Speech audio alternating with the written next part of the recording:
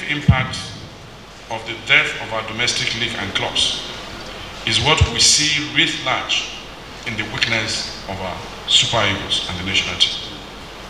In the past, Okala from Rangers, Odegbami from ICC, we picked our players from the clubs.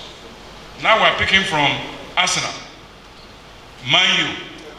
We must return back to the DNA of our football, rebuild our domestic league, pick our Nigerians who are physical, committed, that can come in.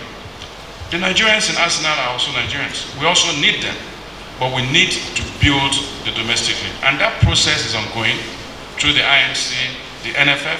It might look like a slow process, but we've taken that tough decision, and we're going to have that glory day come back again.